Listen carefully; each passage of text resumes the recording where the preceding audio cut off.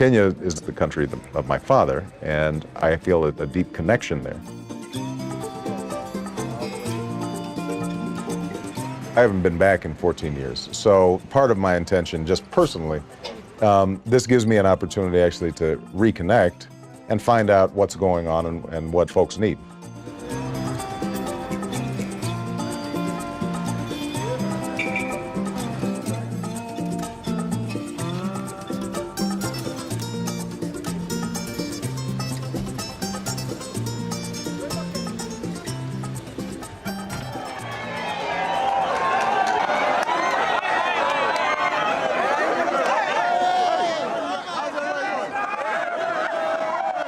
People who live not just in Africa, but in a lot of countries outside of the United States have an unrealistic expectation of what the United States is like, and certainly what people in my position as a U.S. Senator can do. I was concerned while I was there that people didn't get unrealistic expectations. I tried to explain that my role is to help encourage a new approach to how the United States interacts with Africa, that I didn't have a bunch of wads of cash in my pocket to give out and wasn't going to be bringing a whole bunch of public works projects by my lonesome. His coming here will boost the image of Africans in Europe and world over. People will not just see us as beggars in Europe, but we have not only the physical potentiality, but the mind potentiality, but the brain potentiality. So his coming here is a message, not only to us, it's an inspiration, but to the entire world. The best thing is that he is a Kenyan and he came back home. No matter how rich he is, no matter the state he's in, came back home to see us. Obama is a very big person in America, so people are excited. We could not believe whether he can come here. We want the world to view Obama as the son of Africa who has made a name in the U.S. government. And because of his African links, we want him to help change the U.S. policy towards helping Africans, especially through economic assistance. His stand on AIDS and fight against poverty is most recommended. So on one level, I think you did have these huge set of expectations that this son of Kenya was a big man in America, and he was coming to visit them, and that was going to result in something. But I think, realistically speaking, most people didn't expect that. At the end of the day, Kenyans are as sensible as anybody else. It was more a sense of just wanting to connect in some way with this great man who had come to visit.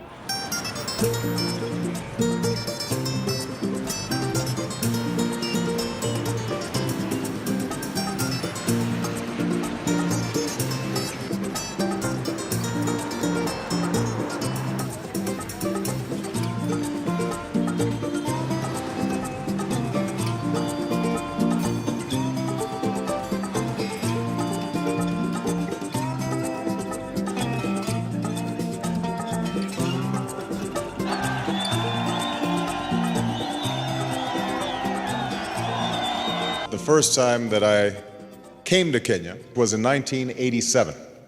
And my sister, Alma Obama, was actually teaching here at the university that year. And so I came to stay with her for a month. He needed to find out where he was from, find out about his family, and more importantly, he needed to find out about his father. And I was the link for that because I was in contact with all the different parts of our family. I learned how my father had grown up in a tiny village called Alego. And I began to understand and appreciate the distance he had traveled, from being a boy herding goats to a student at the University of Hawaii, and then to Harvard University, to the respected economist that he was upon his return to Kenya. In many ways, he embodied the new Africa of the early 60s. And when my father came back, the pressures were enormous and the expectations were really great. And it was too much because he couldn't cope with it because we have so many people who call themselves family. But he had to deal with it at the same time still trying to maintain the cultural balance. And I think he failed. He didn't succeed in being able to move the family forward because he was one person trying to look after hundreds. When I was at the University of Nairobi, I thought about my father. I thought about standing there speaking not only to the students, but also to a number of people who had known my father. I discovered that for all my father's education, his life ended up being filled with disappointments. His ideas about how Kenya should progress often put him at odds with the politics of ethnicity and patronage. He ended up being fired from his job and prevented from finding work in the country for many, many years.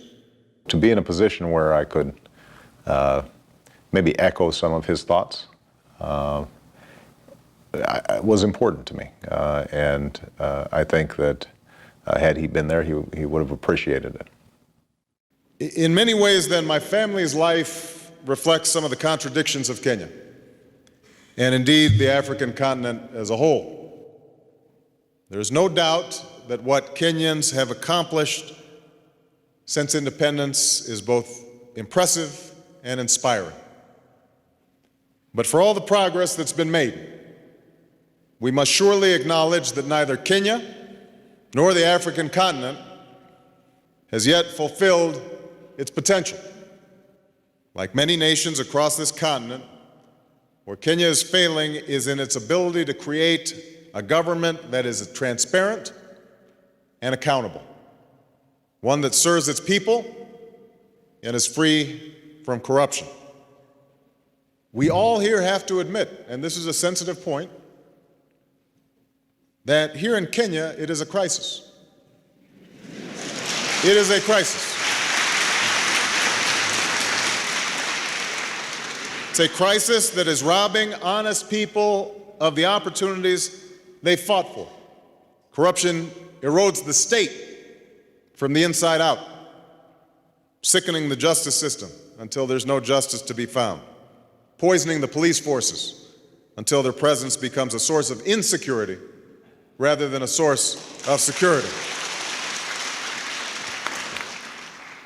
In the end, if the people cannot trust their government to do the job for which it exists, to protect them and to promote their common welfare, all else is lost. And this is why the struggle against corruption is one of the great struggles of our time. Thank you very much, everybody. Thank you.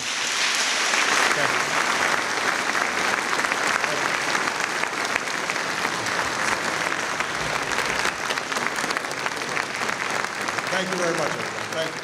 All these young people have a lot of hope in this country. They are proud to be Kenyans, and they don't have to be told to be proud to be Kenyans. We want good governance, we want justice, we want fairness, we want fair distribution of resources. It's also noticed that there is corruption. Okay, to that level, which actually could notice it, then people should now take charge. But it is a person who comes and works and it identifies with the local people. I think that is something worth recognizing and appreciating. I think it was an important speech, and I don't doubt it was calculated in some sense. This is an issue that he had to know was going to play well to audiences abroad, and that was also going to play well to many audiences within Kenya. It helped him to establish credibility, which is, I think, the point of that whole Africa trip.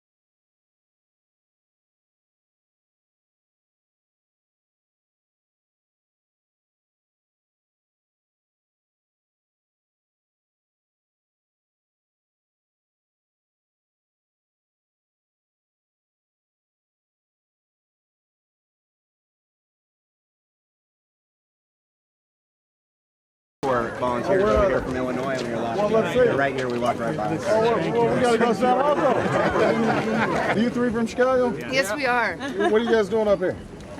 Peace Corps. I know that.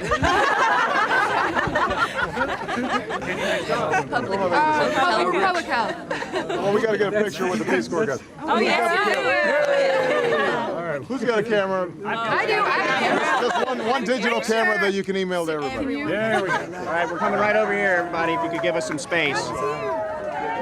I just want to say thank you to all the people who took the time to come here.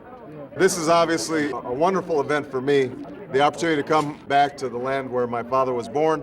Part of my job, even though this is a homecoming and I'm visiting family, it's also to emphasize the important work that we're doing in terms of dealing with HIV/AIDS, malaria, and other diseases in the region, and to figure out how we can improve public health so that not only this area can develop, but also the entire country. So thank you very much. I'm not going to make a long speech. We've got a long day ahead of us, but I just want to let everybody know how much I appreciate all of you being here. Thank you very much. Last time I arrived in my grandmother's village, there was a goat in my lap and some chickens.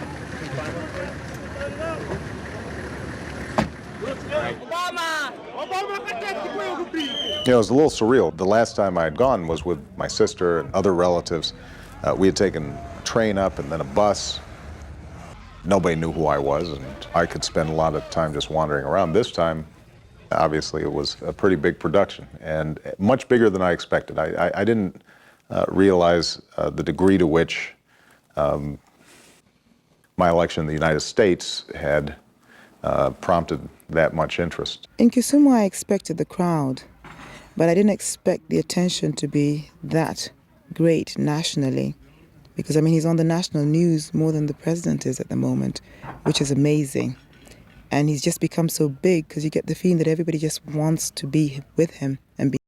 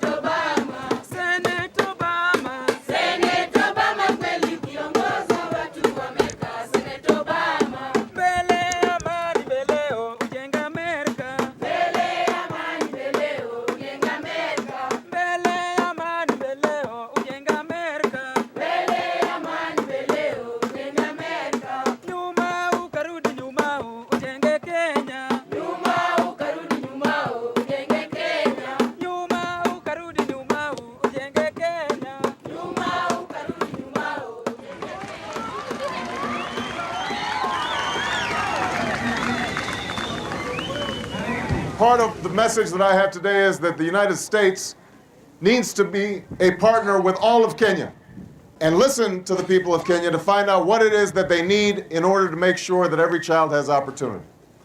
One of the things I tried to say when I was in Africa throughout was that ultimately it's going to be the role of leadership in Africa to help to harness the incredible energy and talent that's already there. And so I'm here not just to talk, but I'm here to listen, and I'm here to learn, and I'm here to tell you that the people of the United States know what a wonderful people the Kenyan people are. Watching us. You know what we're going to do? We're going to go in the house. On the way out. When we were in his grandmother's homestead in Kisumu, we were only really there for 45 minutes. So we really didn't have much time at all to spend with her. And that was a bit of a disappointment for her, having had all of this built up only to get maybe 30 minutes to see him and to talk to him. But this is an official trip and, you know, business calls, and his time isn't his own. There wasn't much room for family visitation because we had CNN and you guys, a lot of cameras roaming around.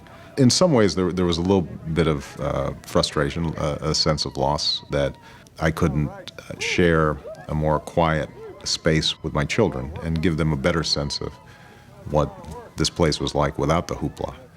But that's one of the trade-offs, I guess, that you make when you're in public life. All right, everybody. I had to get a little bite to eat. So it is wonderful to be home. It's wonderful to see Granny. The last time I was here was with Michelle right before we got married. And I had to make sure that my new wife met the approval of Granny.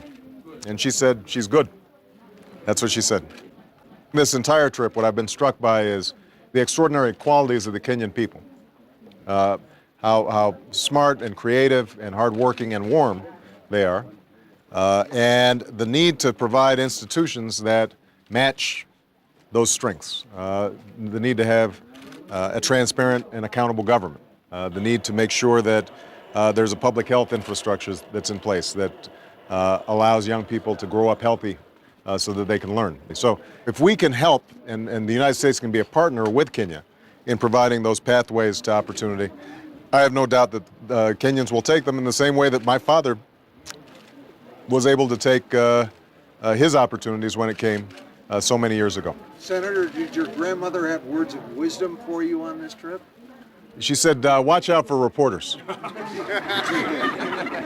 In some ways, obviously my life has changed dramatically. The first time I came here, Alma, my sister, and I, we took a matatu from Kisumu, and I had some chickens in my lap. You remember that? Yeah. And then later I had a couple of babies in my lap. These women were handing us babies. And they're all wet. Yeah, they hadn't been changed. And you know, so it was a different experience. It was a private moment. It was a moment in which I had reconnected and had a sense of who my father was and traced his story back. That's where my grandfather's buried, and that's where my father's buried. And when you come back, anytime I think a child comes back to his parents' grave, it makes you reflect on your own life and mortality, and it makes you think about the next generation. So one of the things that's been special about this trip is being able to bring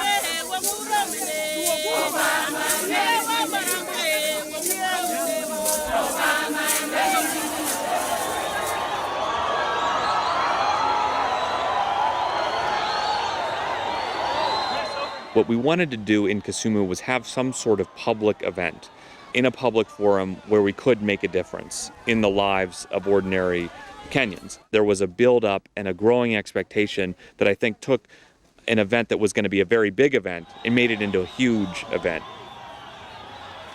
It was completely overwhelming. I mean, it's hard to describe unless you were there to see hundreds and thousands of people just lining the streets of this very small town, cheering this man, my husband. It's sort of like, do you know him? But it was very powerful.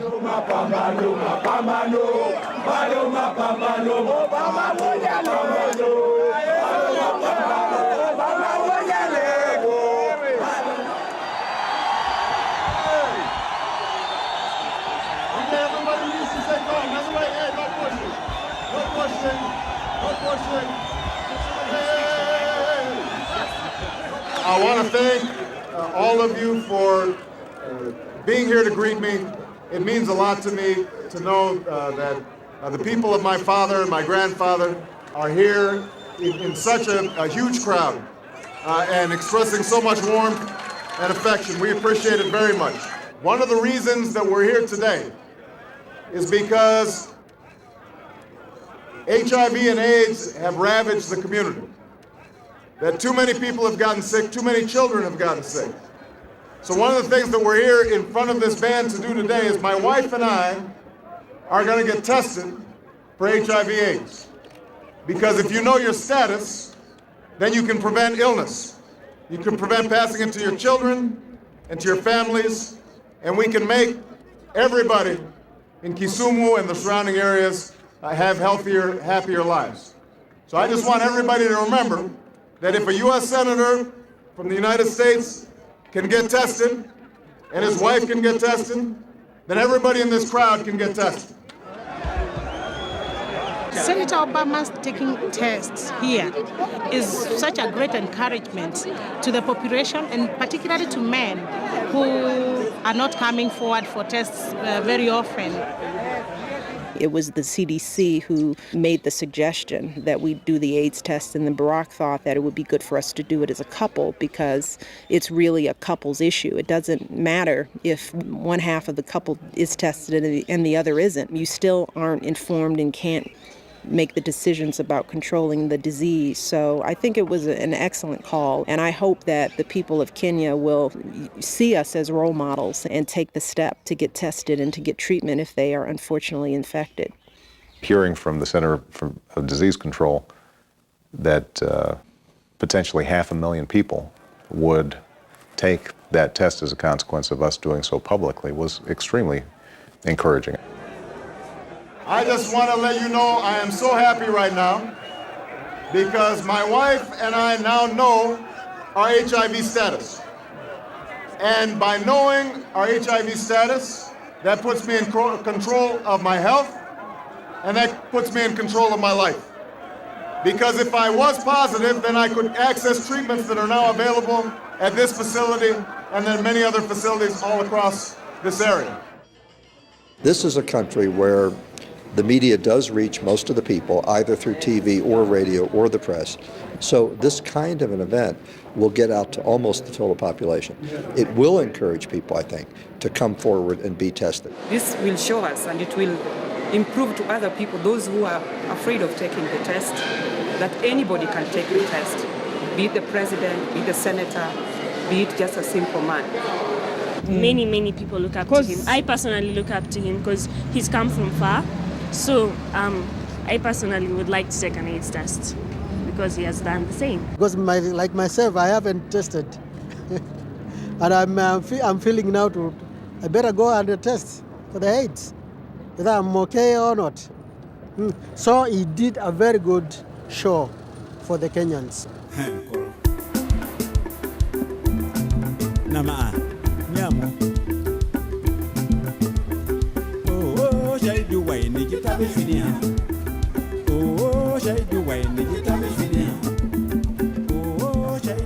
You can't describe Kibera to the average American. I mean, you would have to see it.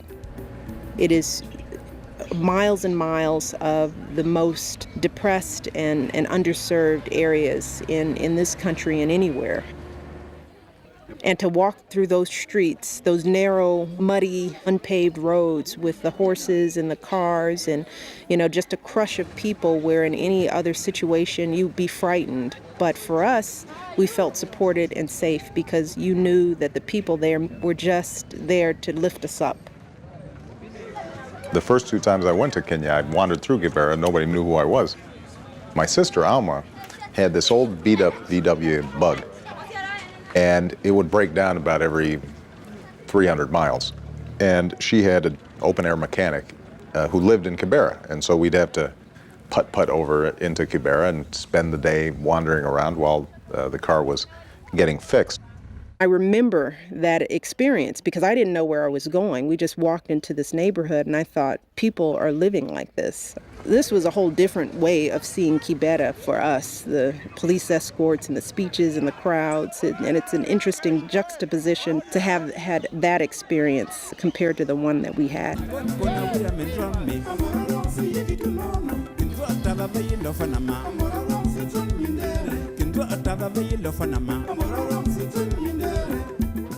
What we did was visit a micro-lending project that was connected to Shore Bank right here in Chicago, where they're lending small amounts of money to entrepreneurs. We are gathered here today. The people that are here are basically micro clients. They operate small micro enterprises and they access financial services from the bank.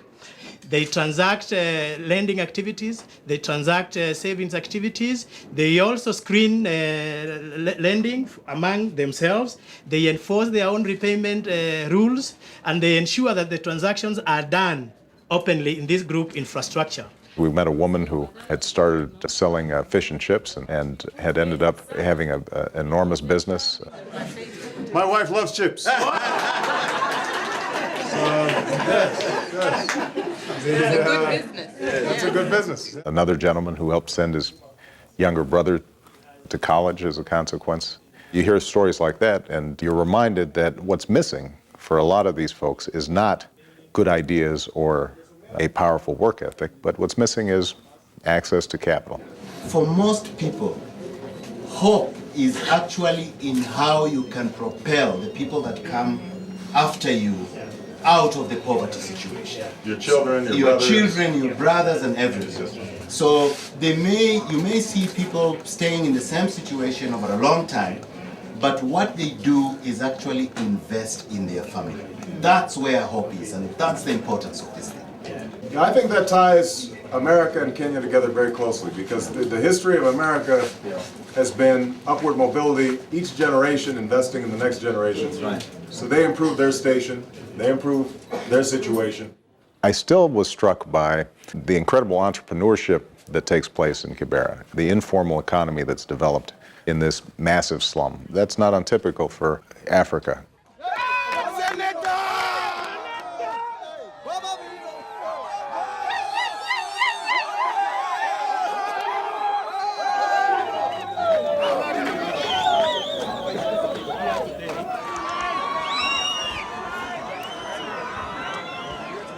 I want to thank all of you for being here. I'm having a wonderful time in Kenya. All of you are my brothers. All of you are my sisters. I want to thank everybody here. I'm going to go back and tell everybody in America how much I love the people of Kibera. And I'm going to tell everybody that everybody in Kibera needs the same opportunities to go to school, to start businesses, to have enough to eat, to have decent clothes. And those are the kinds of things that we're talking to the ministries about and hopefully the U.S. government about. So I want to thank you all. Asante sana. We're going to have to get going this time, but I promise you I'll come back next time again. Thank you, everybody. We think, it's important to go where most leaders won't go. By Barack going to Kibera, we also saw the Minister of Health. She came. And, I'd be very interested in how many times she's been to Kibera. But again, with him coming, it kind of forces her to come as well and to be a part of that community. So it's a good way to leverage your visibility on behalf of average Kenyans and not just the dignitaries. The government might also think about the area and try to uplift. Maybe Obama will help us to uplift that area, upgrade the place, and the people from Kibera might benefit. It was so touching that he showed himself to be that loving, that he can mix with everybody. If the whole world can be like, maybe all the leaders could be like Obama, that everybody is friendly to people like that, that could have been a very good thing. It's a very good sign. I think people feel neglected, and people feel like nobody's listening to them, and people feel that those in power don't care. And I don't think that's just here in Kenya, that's in the States. Maybe part of the reason people are reacting the way they are is because they don't feel connected enough with the decisions that are having a big impact on their lives. And so when I show up, they see me as a possible connection, as somebody who is on television or in the newspapers, but he's here now and maybe he's listening to me.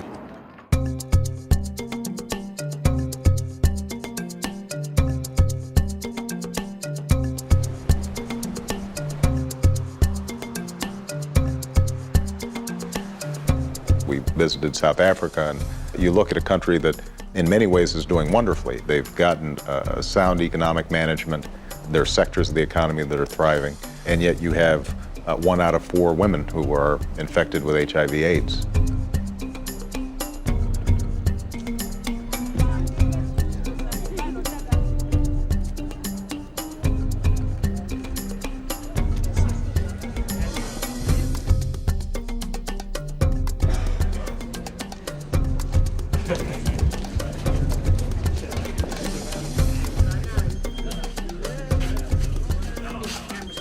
You've got statistics showing that currently 16-year-olds, half of them won't make it to their 60th birthday because of HIV/AIDS. We wanted to talk about how could public health infrastructure be built, what works, what doesn't, and try to help to shape then U.S. foreign policy to reflect that knowledge. Who sets the price? I know there's HIV all over, but are there people from there doing the same to people? Well, you know what's interesting in the United States is that the overall AIDS rate is not anywhere near what it is in South Africa. But if you just look at just the low income, the poor black neighborhoods, then in some cases it's similar. And it's the same situation, misinformation, young people especially, right? They don't have good information about how to practice safe sex.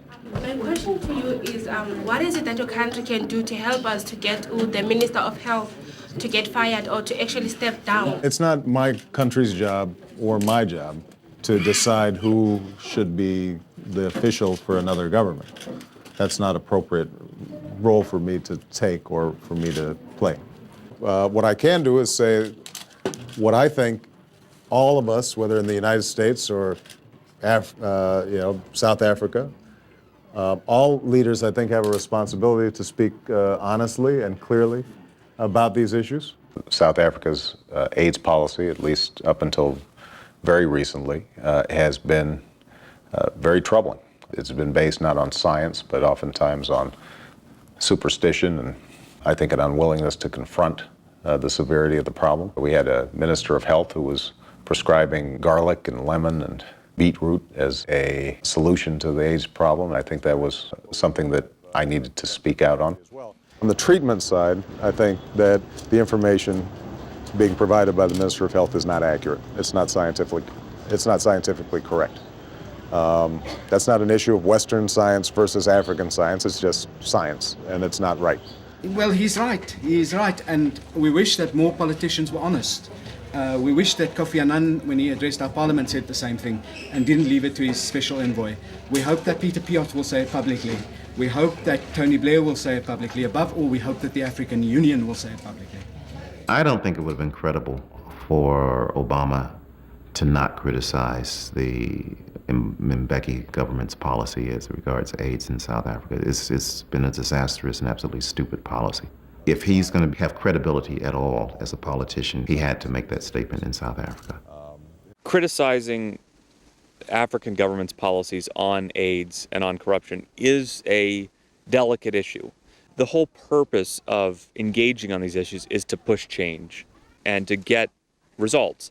Because at the end of the day, even if the U.S. foreign policies are better, if the domestic houses are not in order in these countries, they will not be in a position to take advantage of a more intelligent, more thoughtful U.S. foreign policy.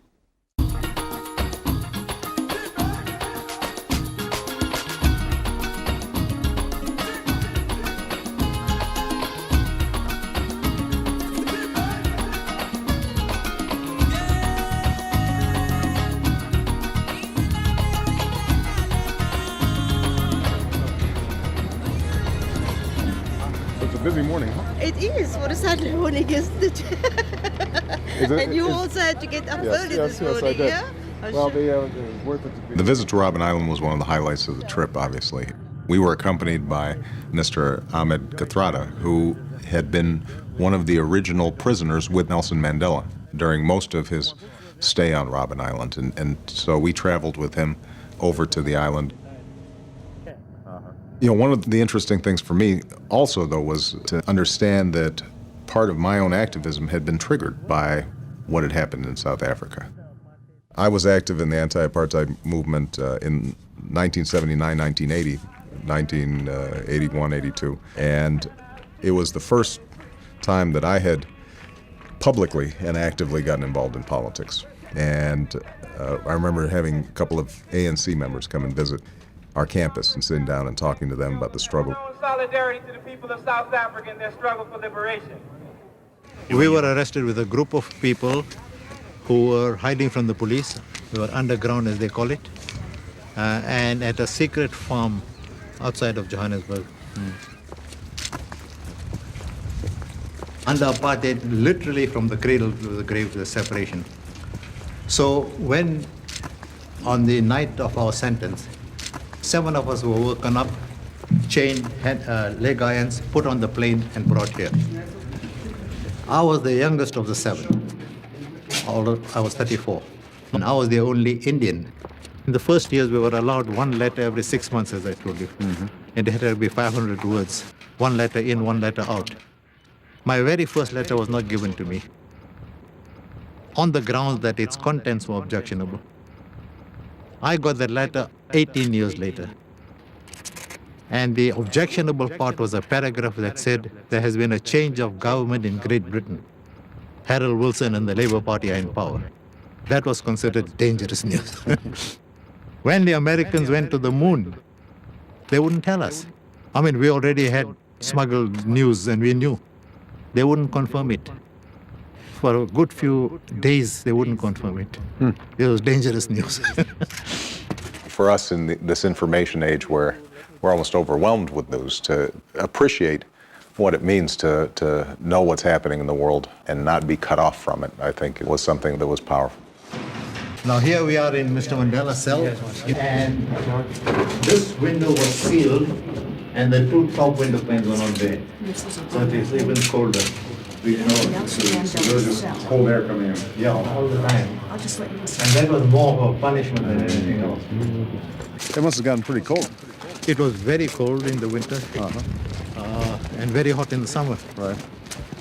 To Robben Island with one of his compatriots and be able to stand in his cell and understand a little more fully the amount of humiliation that they suffered, the sense of potential hopelessness that they could have experienced, and the fact that they had such strength of character to be able to overcome that and stay focused was a profound moment. What we miss most in prison. Right. People will say different things, but every prisoner will agree. You miss children. That's interesting. Just Mr. the sound Mandela of small children and playing. Yeah. Mr. Mandela saw his 2 little girls when they were 2 and 3. Right. The next time he saw them was when they were over 16. So looking out through the window here, you could see the warders and the families and the little kids. Although from a distance, it was a wonderful thing just to see them. Interesting. Huh. That makes sense. Yeah. In 1976, everything changed when black student protesters were shot and killed by security forces in the black township of Soweto. Suddenly, the whole world took notice, and pressure on the government from inside and outside the country grew quickly. The post-Soweto young people came very courageous. Most of them were tortured, very angry, full of revenge. And some of them had believed that the way to continue the fight is to fight against the warders. But later on, they adjusted. It's interesting, though. So there was a generational difference. Very much. They thought that we had softened, you see. And it took them some time because they had said, why must we study in prison? We haven't come here to study. And we must just continue the fight. So Mr. Mandela and Sisulu and them spoke to them, said, you can go and kill a dozen of them. You're still staying in prison. Spend your time studying. Equip yourself so that you can serve the country and the people better. So a lot of them studied, and today a lot of them are. Tokyo Sekwale is a billionaire after serving 12 years here. Mandela gave some good advice. Yes, oh yes. So there are many former Roverline studied under adverse conditions and are doing very well. Yeah, I think we're gonna have to explain that to some kids back home. But this is generally the work that you were doing right here. Yeah, for 6 months we did this work. Right. This is when you first arrived. That's right. Breaking big stones into gravel eventually. Size, yeah. Right.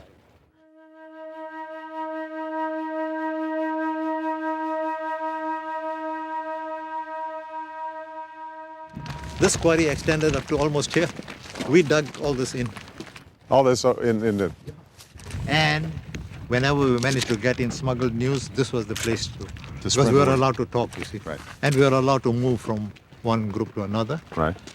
We stayed here for 13 years. The amount of discipline and focus and calm in the midst of these extraordinarily difficult times was unbelievably inspiring, and I think humbled me as somebody who does politics here in the United States, and we're worrying about a couple of negative ads on TV. This puts it in perspective that there are people around the world who are struggling in much more desperate circumstances for freedom and justice and things that we take for granted.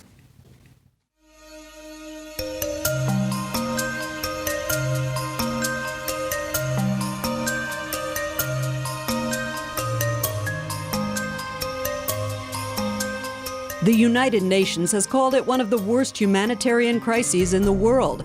More than 1 million people in the Darfur region of Western Sudan have lost their homes. We have a total meltdown for security now in West Darfur. They've killed tens of thousands in Darfur and destroyed hundreds of villages. This is ethnic cleansing at its worst. What is happening in the Sudan, in the Darfur region now, is outside the circle of civilized human behavior.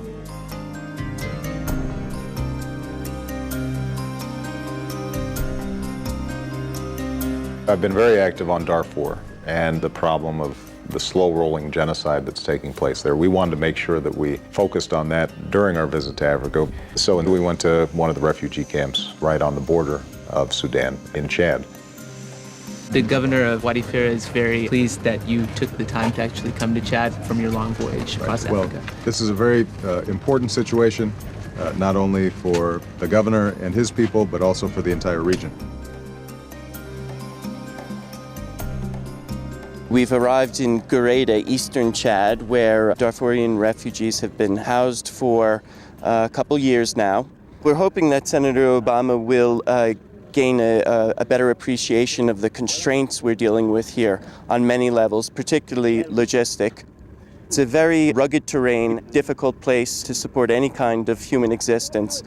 So to have this added burden of several 100,000 Sudanese refugees living in dry lands that can barely support Chadian populations is a great difficulty for us.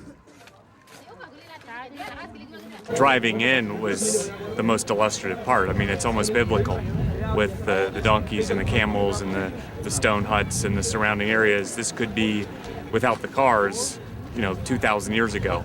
And it's very interesting that even despite that, they are invariably getting international news in some places and getting international analysis because they seem to have a very good understanding of what's going on.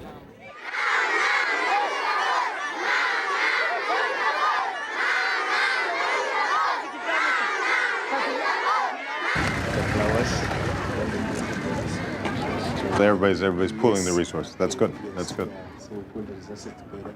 Come on. Hey, sit down. No. Yeah. Sit. Come on. Hey. So first of all, just say hello. I will dire bonjour. أولاً بقول لكم السلام عليكم ورحمة الله. Assalamu alaikum. I'm Senator Barack Obama. I'm coming here from the United States. Just visiting the camp to find out what the situation is and to find out how people are doing. So maybe they could just tell me their stories.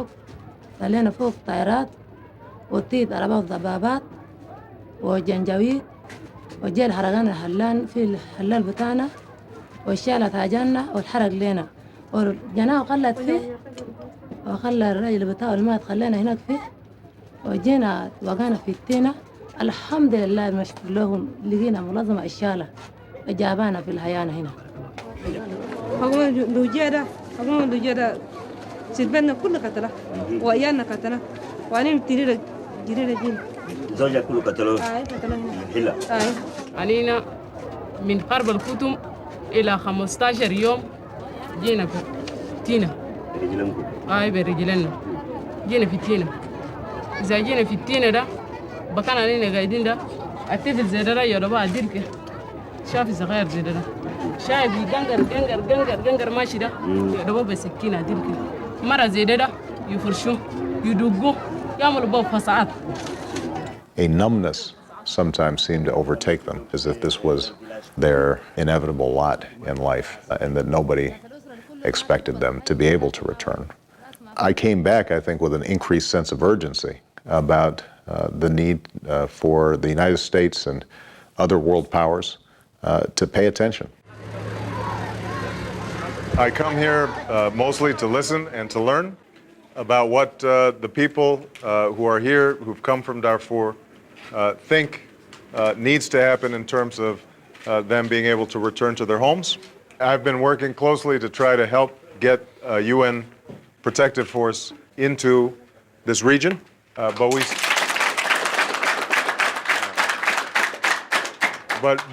we still have more work to do, and so it's helpful for me when I hear stories from the people here for me to be able to take this back when I go to the United States in my work.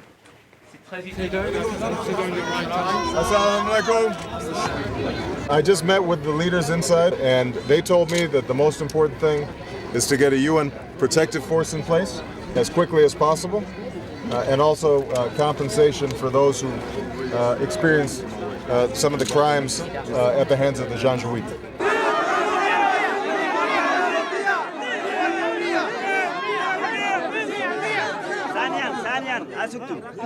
When I go back to the United States, I am going to report back on what I've been told here.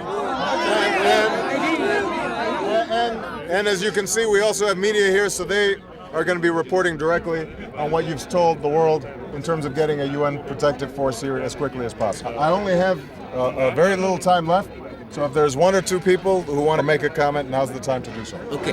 First of all, we need peace in all of Darfur. We want to go our home peacefully. Let me just say, I appreciate everybody taking the time to talk to me. I'm going to be working hard when I get back to the United States. The people of Darfur who are here in Chad are not going to be forgotten.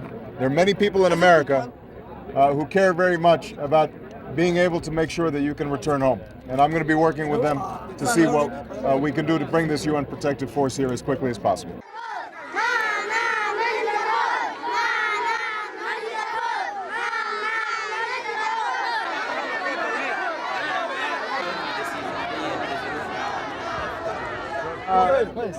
So I just heard from the men who told me about the issues that are very important to the people of this camp.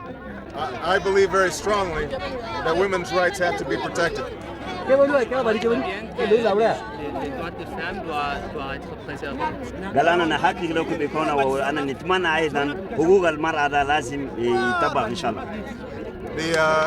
And I think it's very important that even when the UN protective force is put in place, that women are protected from violence of the sort that has happened in the past. The camp is so interesting because they want American leadership in Darfur. In other parts of the trip, we've sort of seen an anti-American backlash in some respects. But in this camp, they're saying they actively want the U.S. to lead the UN into Darfur to help improve their lives and make it a better place. And it's ultimately a nice reminder of how people look to the U.S. for leadership and hope around the world. And I hope that Barack and our delegation can help inspire and fulfill those hopes.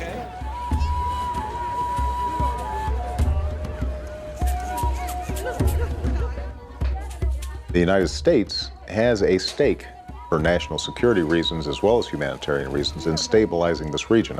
One of the running themes as I traveled throughout North Africa was the sense that these ungoverned spaces end up being a place where terrorism can take root, where large numbers of refugees and weapons and disease can be a volatile mix that eventually can have an impact on us, and that the world is shrinking to the point where we now have to actively engage in stabilizing these regions. If we don't, we do so at our own peril.